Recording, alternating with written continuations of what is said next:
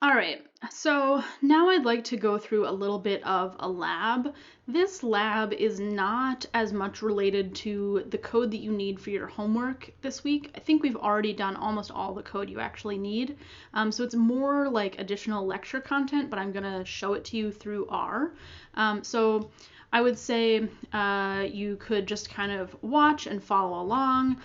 If you are someone who is a computer scientist and thinks a lot about code, this is maybe going to be a little bit easier to understand for you. If you're someone who doesn't think about code, it might start getting confusing, and it's okay to just kind of skip the bulk of the video. I'll try and break the video pieces so that the second piece is the code that you actually need for the lab. That's the less sort of lecture-y part.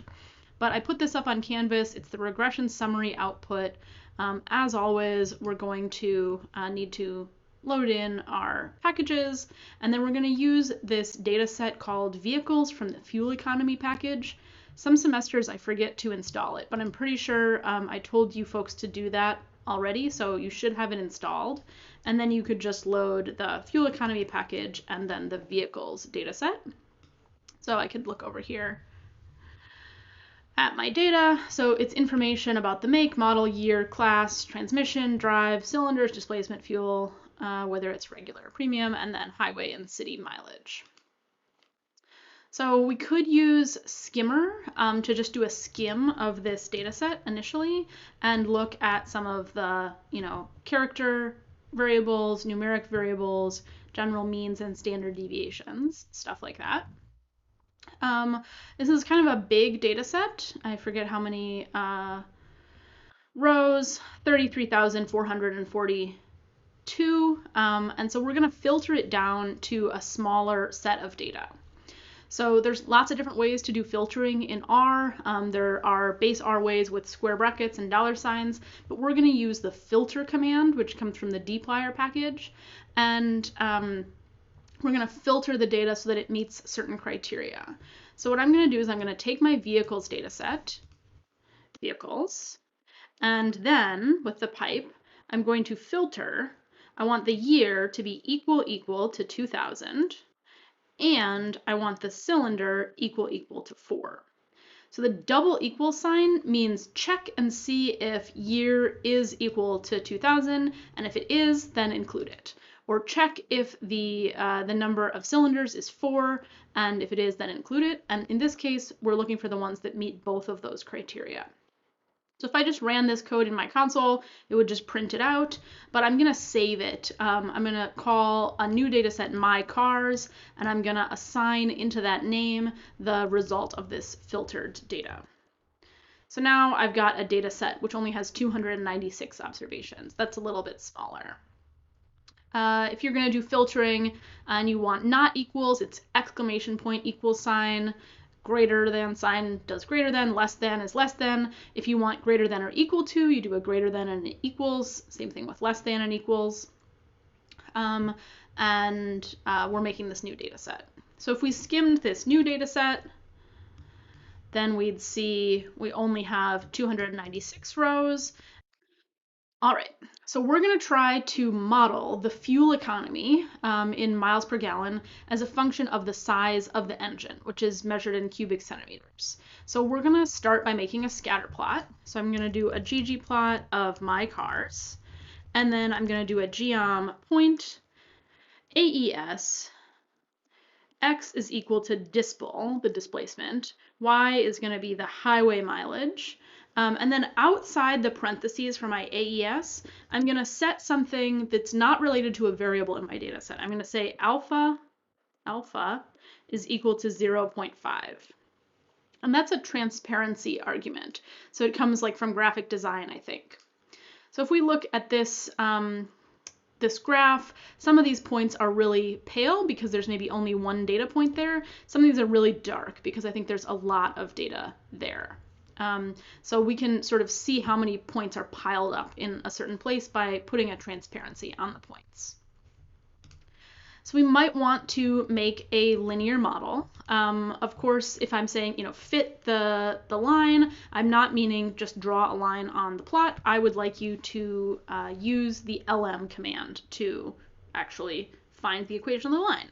So So let's do an M1, which is going to get LM highway tilde dispel, comma data equals my cars.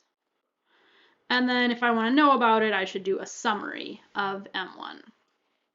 So for a 1 liter increase in the displacement of the engine, we'd expect to see the highway mileage go down by 8.3 miles per gallon. Okay, makes sense. Bigger engines probably are not as efficient. And then here's a new command that we haven't seen before, which is ANOVA of M1. This gives the ANOVA table. So it shows the sums of squares for the model, the sum of squares for the errors. It's got the mean squares for the model and the error. It's got the test statistic for the overall model, the p-value for the overall model. It's got the degrees of freedom for the model and the errors. So this is the kind of easy way, which is how we're going to be doing it in the homework most of the time, although sometimes I'll ask you to compute things by hand. But in this lab, what we're going to do is try and build up the regression table based on as little information as possible.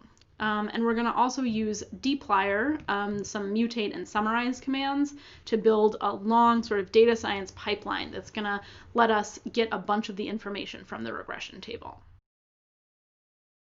So we've seen that actual regression output, and we're going to try and get all of those numbers ourselves. We're going to try and find them using R, but not the convenience functions.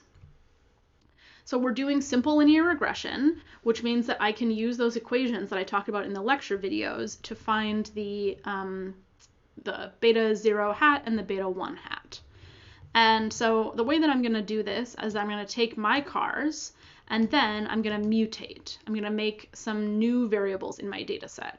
I'm going to make xdiff, which is going to be the difference between the displacement of a car and the mean of the displacement.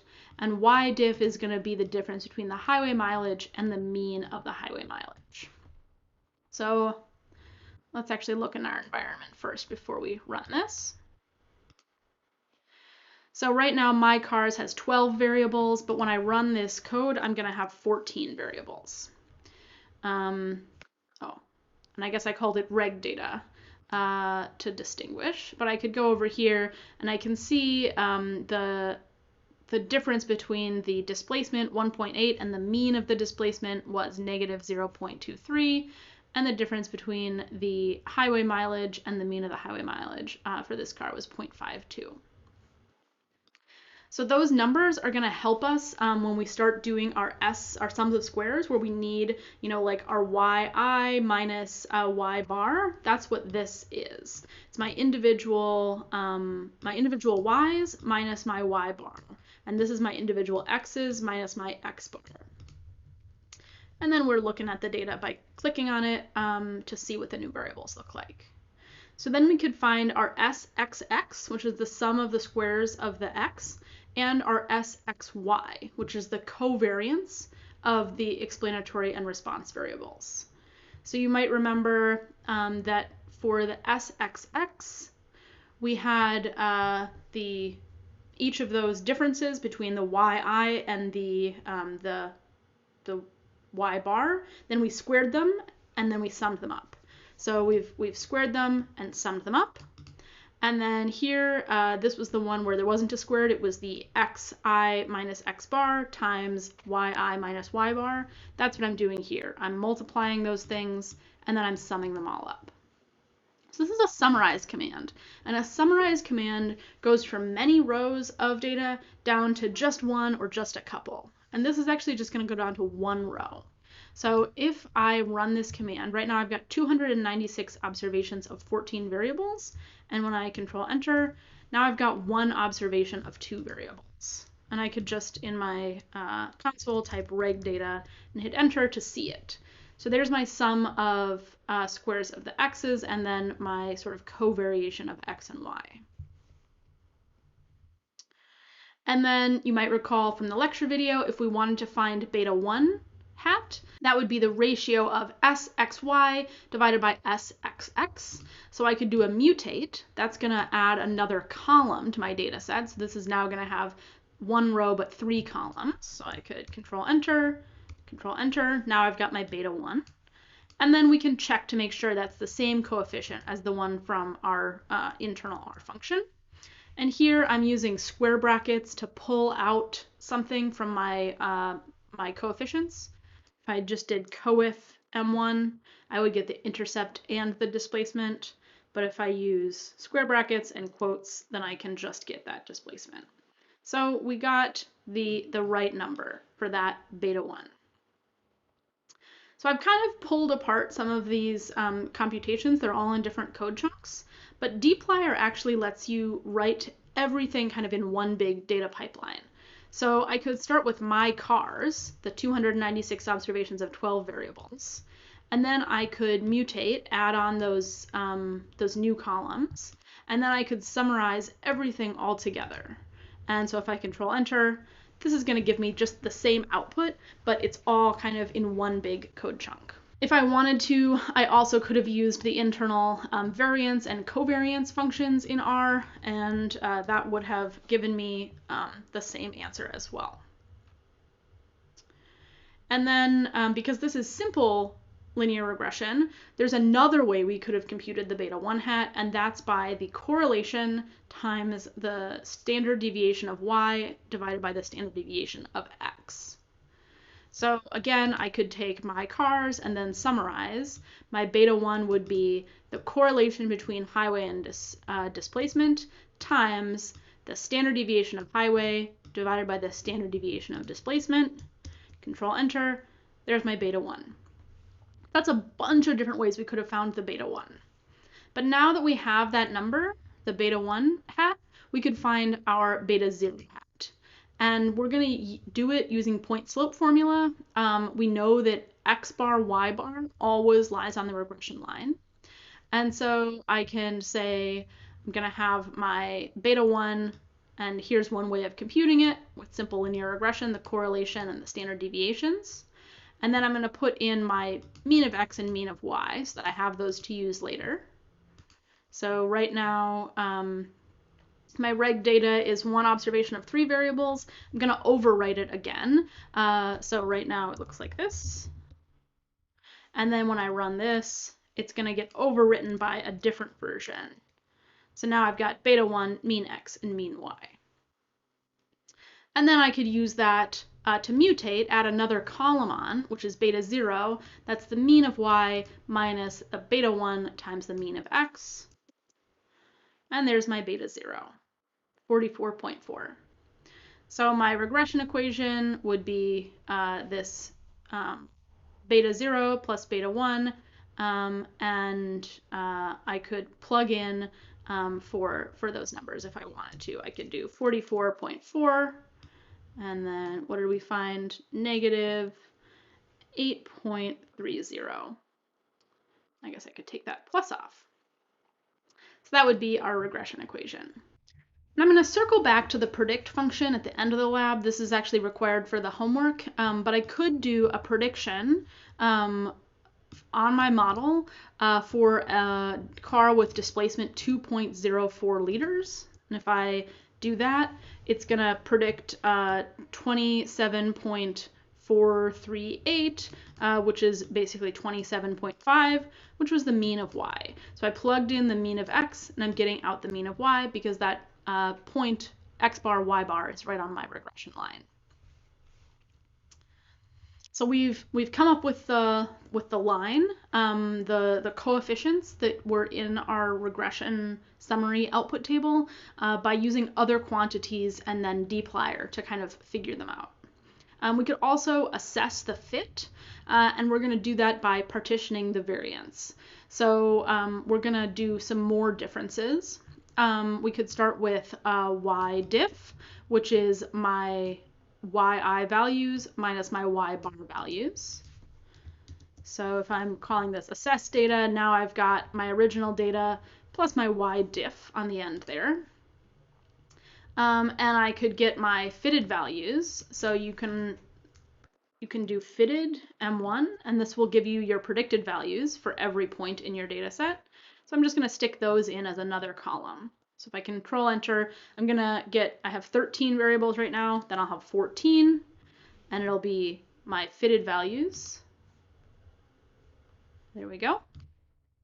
And then I could compute these sums of squares. So now I have 296 observations of 14 variables. I'm going to use a summarize command, which is going to go from many rows down to one. And then in that row, I'm going to have the variables n, SST, SSE, and SSM. And SST is the sum of the y diffs squared. So I just take every single one, square it, and I sum them all up. The SSE was the fitted values, the yi hats minus the yi. And the SSM was the fitted values minus the mean. So that's the yi hat minus y bar. And again, we're squaring these and summing them. And then the last piece here is the n. We need to know how many points we have in our data set. And there's a convenience function in R, which is n, open parenthesis, close parenthesis, and that'll just tell you how many rows are in your data set. So if I run this code, it's going to go from 296 observations and 14 variables down to one observation and 1, 2, 3, 4 variables. Yep. And then I could look at it. Assess data. Here it is, 296 observations. Here's my SST, my SSE, and my SSM. And then it would just be nice to make sure that the SSE and the SSM add up. Looks like they do. Perfect. And again, we could have chained all of this together. So we could have started with my cars and then done the mutate to get the y diff and the fitted, and then the summarize to make it down to one little row. Enter. It's the same kind of thing. So now that we have those sums of squares, we can compute the r squared value. And to do that, I would take my assessed data and then I would mutate. So I'm going to add another column. It'll be one observation of 5 variables. And I'm going to do 1 minus the SSE divided by the SST. I could have just as easily done the SSM over the SST. And let's look at that. Great. So then my r squared value, 0.306. And let's just check and make sure that's the same one from our summary table. And we're going to be looking at the multiple r squared. That's the one with the simple formula. And yep, we found the same number. So the multiple r squared, like I said in the lecture video, that's the one with the nice interpretation sentence. So we could say we were able to explain 30.6% of the variability in highway mileage based on the displacement of the engine. But as we start getting into multiple regression, we're going to want to think about adjusted r squared, which is going to help sort of control for the fact that adding more variables to a model makes the r squared go up, whether or not it's actually a good term to add. And we could find that adjusted r squared. So p, that's the number of predictors. It's 1 right now. And then we could do this more complicated formula where we have 1 minus the SST divided by n minus p minus 1, SST n minus 1. And we could look at the stats data. For this model, it's not that different because it's a simple linear regression. As the models get bigger, the multiple r squared and the adjusted r squared end up being more different. All right, and then we could think about the hypothesis test for the significance of our explanatory variables. We're going to need a bunch of values from the data, so I'm just going to pull together like everything that we've made so far in this lab. So if I run this and then look at test data, this has got the mean of x, the mean of y, the SXX, the SXY, the beta 1, beta 0, SST, SSM, SSE, all of the numbers that we're going to need. And then we should compute our residual standard error. That's the SSE divided by n minus 2. You take the square root of the whole thing. So we just added one more thing on here. And then we could find like the standard error by doing the residual standard error divided by the square root of SXX. So I could like look at this. We could get a test statistic, which is going to be the beta 1 divided by the standard error. That's my test statistic, negative 11.388. Oh, and glimpse just lets you see your data kind of down rather than side to side. And if we wanted to, we could find a p-value. So I'm going to find the the p-value from the t-distribution. My degrees of freedom are n-2. I'm going to do lower tail equal false. I'm going to multiply by 2 for a two-sided test. And my p-value is 3.91 times 10 to the negative 25th. That's 0.00. It's basically 0. We could do the same thing for the intercept if we wanted to. This is, again, not super important, but just to show you that you can come up with all the pieces from the regression table. And then the last thing that we might want to compute is that F statistic. So let's just remember about this. So that's this 129.69, and we've got the p-value on the whole model.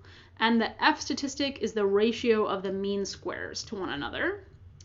So I can find my mean squares by the sums of squares divided by the degrees of freedom. So in this case, it's SSM divided by 1, SSE, n minus 1 minus p. And then I could look at my test data.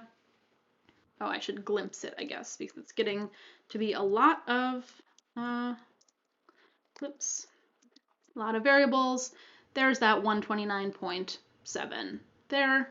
And then I could find the p-value from an F distribution. F distribution has 2 different degrees of freedom. So it's got that, basically this is 1, and then 296 minus 1 minus 1, 294, I think, is this degree of freedom. And there's my p-value. And again, I could look at the ANOVA of M1 just to verify that I got basically the right thing. Or I could look at the summary of M1, and it should be this p-value here. I think that these max out at less than 2e minus 16, but when we're doing the computations in dplyr, it's going for more precision. Basically, it's 0. Whether it's 16 zeros or 25 zeros, it's essentially 0. All right, so that was the stuff that was mostly just tied into the lecture, showing you how you could compute pieces of the regression table and the ANOVA table using R by using the formulas and kind of applying them into R code. And then in the next video, I'm going to talk a little bit about prediction and confidence intervals that you need for your homework.